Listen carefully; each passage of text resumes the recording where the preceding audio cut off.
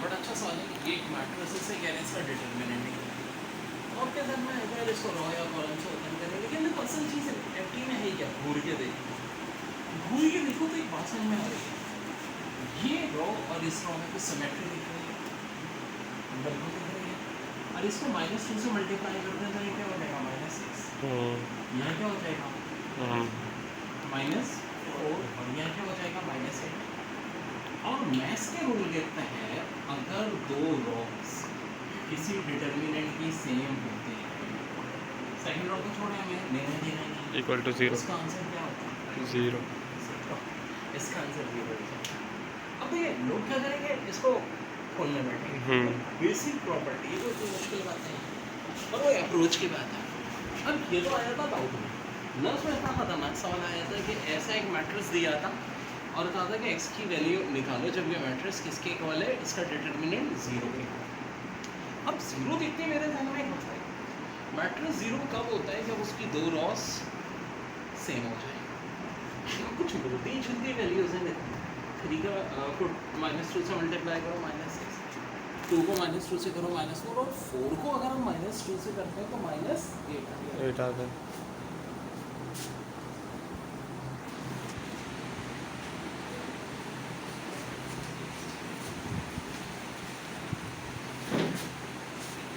अब इसका मतलब क्या है कि अगर हम इसको -2 से मल्टीप्लाई कर दें तो हमारा मसला हल हो जाएगा, -2 से मल्टीप्लाई करेंगे तो मसला हल हो जाएगा। क्यों, बिल्कुल वही सेम सिचुएशन। अब आप बोलोगे कि सर इसका मतलब देखो ये वाला एलिमेंट तो हो गया -6, ये हो गया -4 और ये एलिमेंट -6 के इक्वल है -4 के, इसका मतलब है ये एलिमेंट -9 + x किसके इक्वल हो जाएगा, 4 को -2 से मल्टीप्लाई करेंगे तो -8 किया था ना भाई ये सब। अब देखो बड़ा आसान है, यहाँ से अब x की वैल्यू निकलना परफॉर्मेशन वेट रख दोबारा देखो 1 कितना आसान हो गया आंसर। तो हर बार देखो दिमाग का सही इस्तेमाल और कुछ नहीं। तो जो मैट्रिक्स का चैप्टर स्टार्ट कर रहा है तो देखो एक चीज़ कहलाती है रॉ। कितनी रॉ है ये, 2 रॉ और कॉलम क्या होते हैं, ये कितने कॉलम है, 3, 2 रॉ 3 कॉलम, बड़ी नाइंसाफ़ी है। और बच्चों जिस मैट्रिक्स में नाइंसाफ़ी हो वो मैट्रिक्स कभी स्क्वायर मैट्रिक्स नहीं होता बल्कि रेक्टेंगल मैट्रिक्स होता है।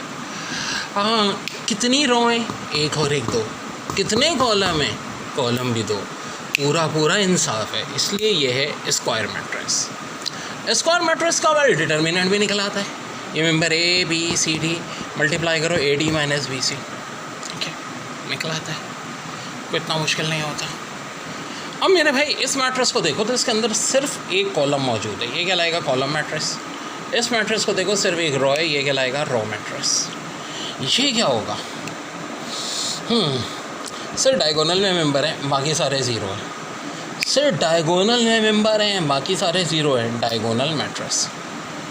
यहाँ भी यही है, डायगोनल में सारे मेंबर हैं बाकी सारे 0 हैं, इसलिए कहलाएगा डायगोनल मैट्रिक्स। लेकिन फ़र्क है, वहाँ मेंबर अलग अलग था, यहाँ मेंबर भी सेम है। कौन सा मेंबर, वो भी 4, वाह। तो ये कहलाएगा डायगोनल मैट्रिक्स तो होगा, साथ साथ स्केलर मैट्रिक्स। ये क्या कहलाएगा, ये कहलाएगा आइडेंटिटी मैट्रिक्स, यूनिट मैट्रिक्स और कोई नाम होगा बच्चों इसका।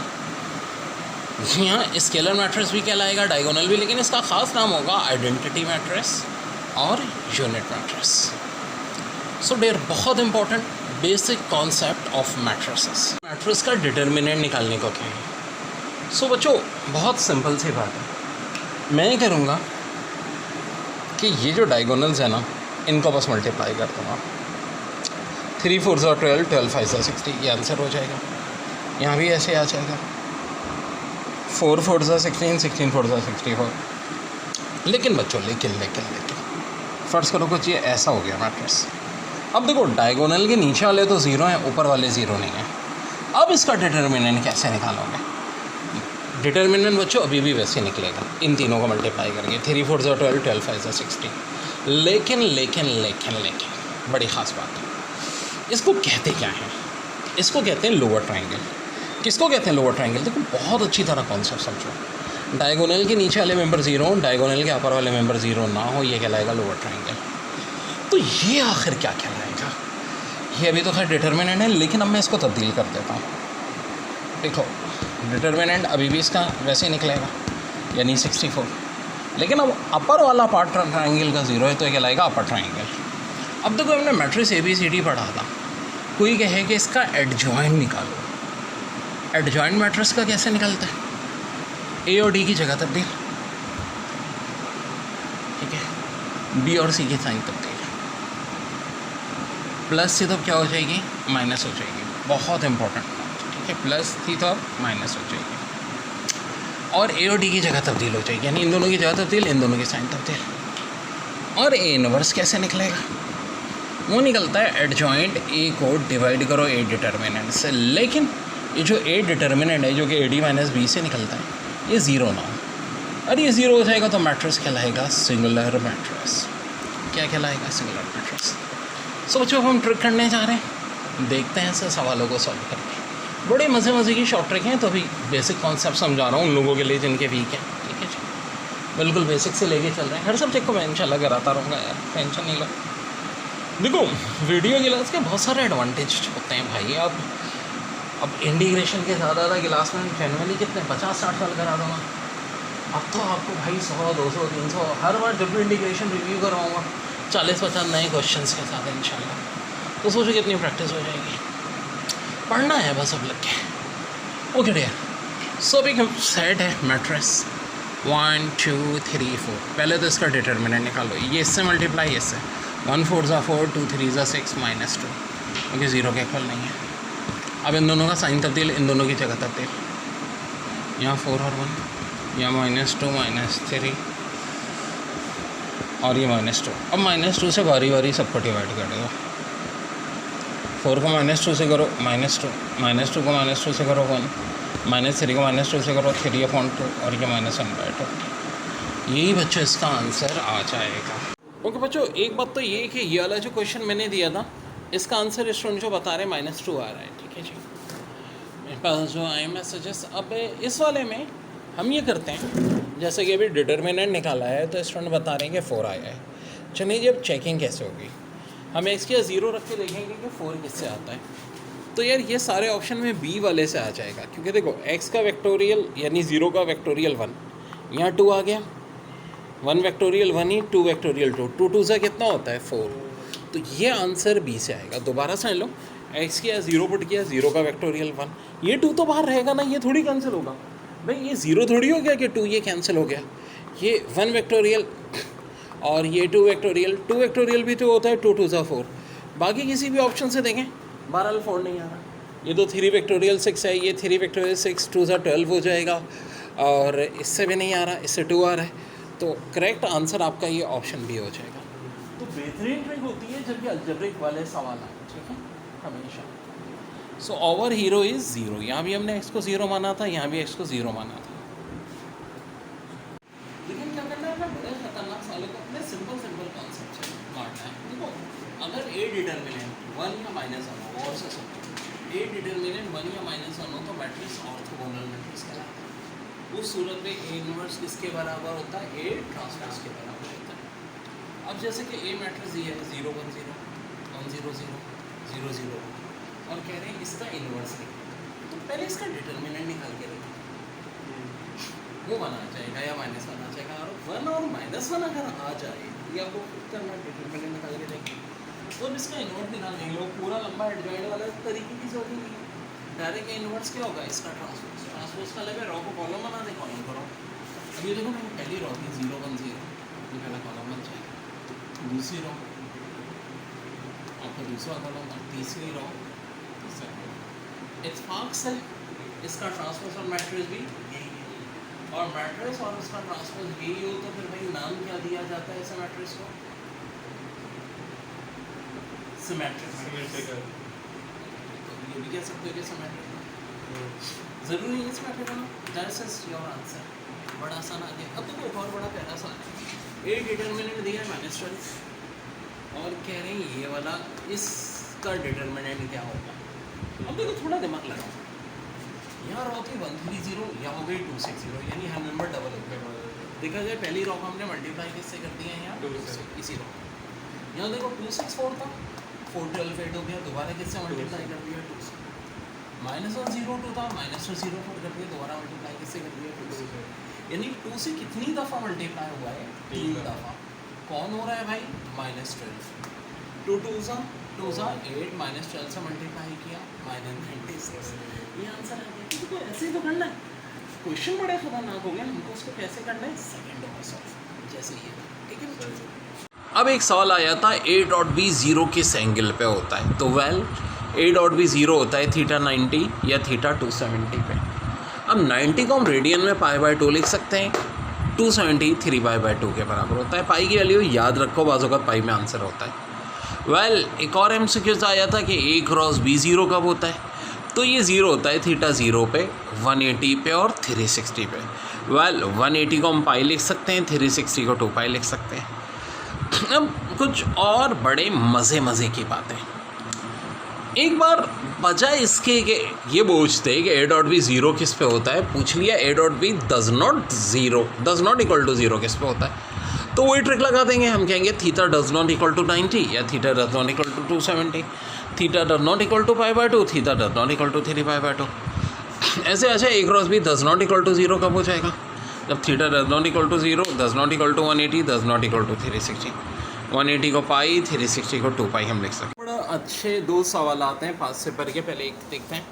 1 ओमेगा स्क्वायर है, फिर ओमेगा स्क्वायर 1 है, फिर omega square 1 omega plus omega square 1 omega square 1 omega square 1 omega square equal to किसके होगा, ये बताना है। तो देखो पहले तो इन दोनों मैट्रिसेस को हम प्लस करेंगे और जो रिजल्ट आएगा मल्टीप्लाई करेंगे, आंसर आ जाएगा। अब एक बड़ी अच्छी ट्रिक बताता हूँ, देखो इस रॉ में क्या 1 ओमेगा और ओमेगा स्क्वायर तीनों मौजूद है, जी हाँ।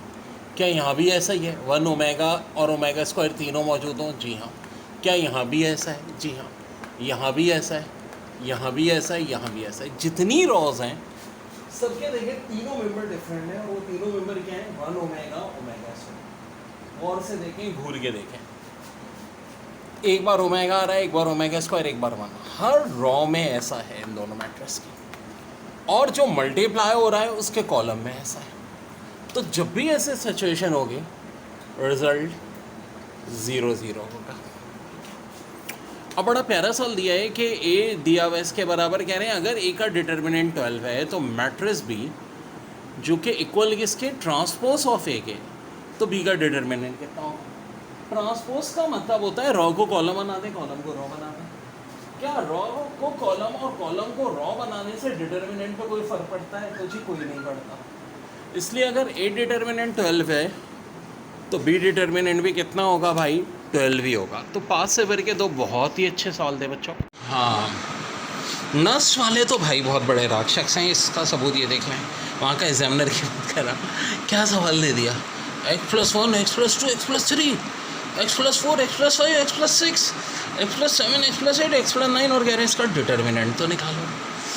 कैसे निकालें, ओपन मल्टीप्लाई x की वैल्यू सॉल्व करके। मेरे बच्चों जब ऐसे सिचुएशन होती है तो एक मेरा हीरो होता है, मैं अपने हीरो की मदद लेता हूँ। अब बच्चों मेरे हीरो का नाम होता है 0।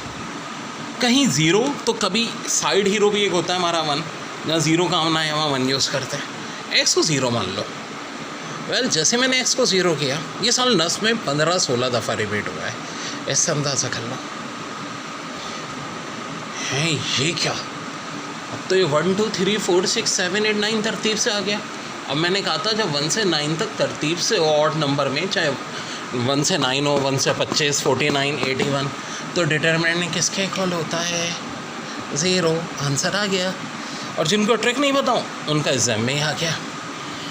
अब एक और बड़ा ख़तरनाक सवाल, अरे एग्जामिनर भी क्या है यार, ये मैट्रिक्स फिर ये मैट्रिक्स और ये मैट्रिक्स, इन दोनों को प्लस करना है और इस रिज़ल्ट से मल्टीप्लाई करना है। कह रहे हैं आंसर बताओ। तो भाई अगर तरतीब से चलें तो पहले इन सब को 9 के 9 मेंबर को प्लस करेंगे, फिर पहली रो पहला कॉलम, दूसरी रो दूसरा कॉलम, तीसरी रो तीसरा कॉलम, ऐसे मल्टीप्लाई होगा क्या नहीं।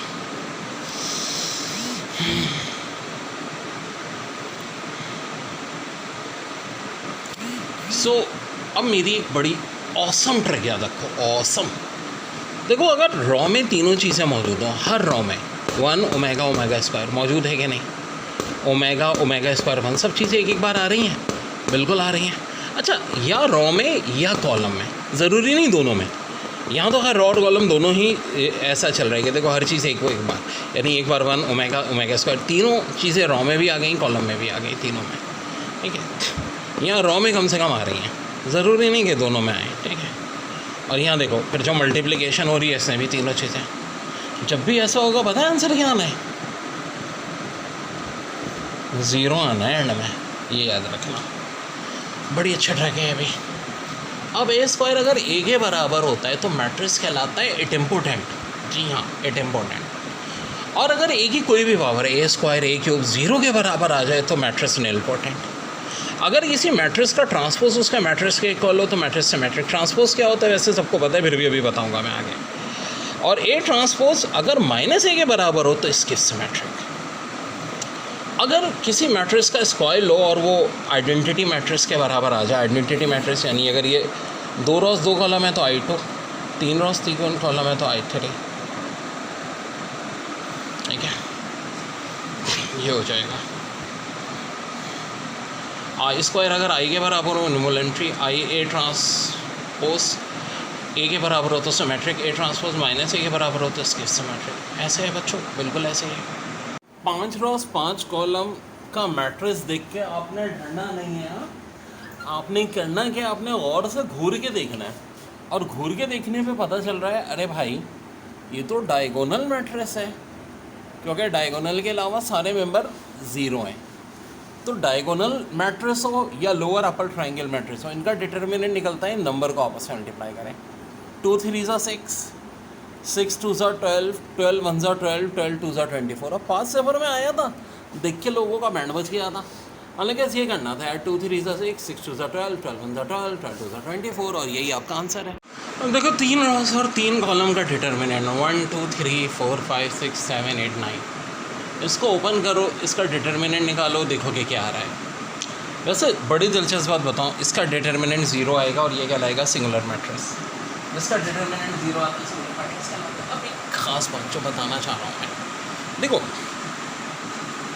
कब मैट्रिक्स परफेक्ट 0 होगा, कितने नंबर हैं ये, 1 2 3 4 5 6 7 8 9, यानी कि ऑड तादाद में परफेक्ट स्क्वायर तरतीब से हो तो हमेशा रखो उसका डिटर्मिनेंट 0 होगा। जैसा कि ये देखो 5 का ओपन करने को आ गया और ये भी इतने बड़े नंबर, अक्सर लोगों का तो बैंड बच जाएगा देख के, लेकिन मेरे स्टूडेंट्स को चूँकि ट्रिक्स पता होती हैं तो कोई प्रॉब्लम नहीं होती। 1 2 3 4 5 6 7 8 9 10 11 12 13 14 15 16 17 18 19 20 21 22 23 24 25 नंबर तरतीब से, तो आंसर क्या होगा, 0। 0 है तो क्या कहलाएंगे, सिंगुलर कहलाएंगे। तो मेरे भाई बड़ी काम की बात पता चल गई, अगर ये तरतीब से हो और ऑड तादाद में हो। अच्छा फ़र्ज़ करो ऐसे ही होते 1 2 3 4 5 6 7 8 9 10 15 16, तब डिटर्मिनेंट 0 नहीं होता। हाँ, ये बड़े गौर से सुन लो, जब भी ऑड तादाद में हो तरतीब से। अब बताता हूँ इसका फ़ायदा क्या हुआ। एग्ज़ाम में उन्होंने यहाँ लैम्डा कर दिया था, ठीक है, और कहा था कि इसका डिटर्मिनेंट निकालो। अब सॉरी, डिटर्मिनेंट नहीं बल्कि कहा था मैट्रिक्स सिंगुलर है, लैम्डा की वैल्यू निकालो। तो हम क्या करते हैं, इसको 0 के इक्वल पुट करते थे और लैम्डा की वैल्यू पुट करते हैं। लेकिन बच्चों अगर हमें ट्रिक पता है तो हम सोचेंगे यार 1 भी मौजूद, 2 भी मौजूद, 3 भी मौजूद, यहाँ कुछ मिस है, फिर 5 6 7 8 9, तो खुद देखो क्या मिस है। यहाँ 4 मिस है तो लैम्डा की वैल्यू क्या होगी, 4 होगी, आंसर 4 आ जाएगा। ऐसी कल को ये 25 वाला दे दें, यानी 5 रॉ 5 कॉलम का, यहाँ भी कोई एक चीज़ ये मिस कर दें, ठीक है, यहाँ x दे दें। For what value of x determinant is singular equal to 0 करके क्या यार 5 रॉस 5 कॉलम को सॉल्व करोगे, नहीं ना। 1 2 3 4 5 6 क्या मिस है भाई, 7 में से, तो आंसर 7 आएगा। ठीक है बच्चों, अभी बहुत ख़तरनाक से कुछ क्वेश्चन करना है मैट्रिक्स डिटर्मिनेंट में भी।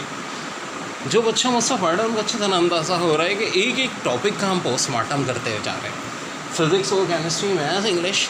और देखो अभी जब ये कोर्स कंप्लीट हो जाता है, एक बार, दूसरी बार, तीसरी बार, चौथी बार, बार कराता रहता हूँ, और हर बार नए नए सवालों के साथ, ताकि ऐसी प्रैक्टिस हो कि 100 मार्क्स का टारगेट है भाई मेरे पास। तभी बड़ा जो 90 प्लस का इरादा है, ठीक है भाई। सो आंसर यहाँ एस की जगह 7 बच्चों। Can you find a determinant if A matrix equal to, ये row A B C zero B A, मगर कॉमन बात क्या है कि देखो ये डायगोनल है ए बी सी और डायगोनल के नीचे सारे ज़ीरो हैं। डायगोनल के नीचे सारे ज़ीरो तो लोअर ट्रायंगल, डायगोनल के ऊपर सारे ज़ीरो अपर ट्रायंगल। और इसका आंसर क्या आता है, ये डायगोनल की मल्टीप्लिकेशन, ए को मल्टीप्लाई करो बी से, बी को सी से, ए बी सी आंसर आ जाएगा। और अगर ये आप सेकंड क्वेश्चन में देखें, देखो तरतीब से लिखा है 1 2 3 4 5 6 7 8 9। अगर ये गिनती बिल्कुल तरतीब से लिखी हो तब भी डिटर्मिनेंट ज़ीरो के इक्वल होता है। और यहाँ देखें पूरा डायगोनल ज़ीरो है, पूरा डायगोनल ज़ीरो हो तो भी डिटर्मिनेंट ज़ीरो ही होता है।